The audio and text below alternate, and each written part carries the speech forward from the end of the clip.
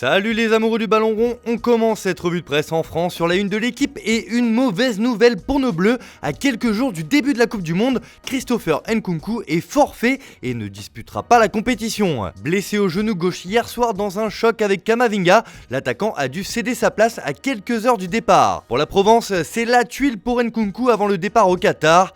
D'ailleurs, on connaît l'identité de son remplaçant, il s'agit de Randal Kolo Muani qui a été appelé par le sélectionneur. Le joueur de l'Eintracht Francfort va donc connaître sa première grande compétition internationale avec l'équipe de France, quand le malheur des uns fait le bonheur des autres.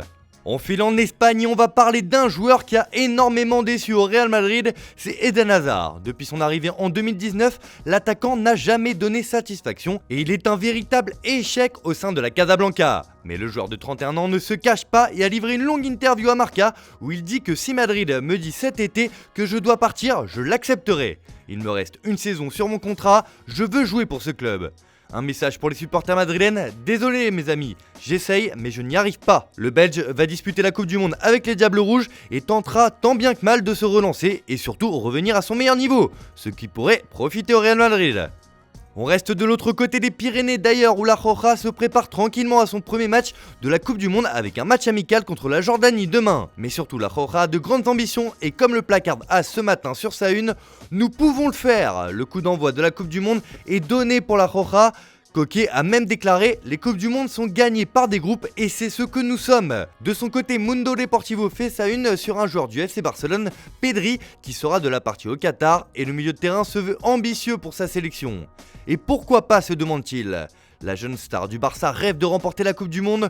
Nous pouvons gagner le titre, nous allons tout gagner. De son côté, Sport met en avant l'arme fatale Ansu Fati, qui aura un vrai rôle à jouer dans cette équipe et devra faire la différence. C'est tout un pays qui compte sur lui. On continue ce tour de la presse au Portugal où la polémique Cristiano Ronaldo continue de prendre de l'ampleur. Alors que l'attaquant aux 5 ballons d'or a détruit Manchester United dans une interview choc, cela pourrait avoir des répercussions sur la sélection portugaise. C'est ce que craint la presse du pays ce matin, notamment avec l'accueil glacial entre lui et Bruno Fernandes, comme on vous l'a expliqué dans le JT hier soir. Mais comme l'écrit Record sur sa une, les polémiques autour de la superstar du pays inquiètent la sélection. Pour Ojogo, Eric Ten Hag raye CR7 de Manchester.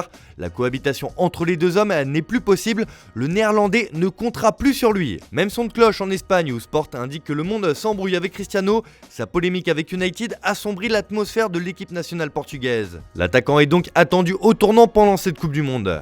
Mais ce départ inéluctable de Cristiano Ronaldo de Manchester United oblige le club anglais à réagir.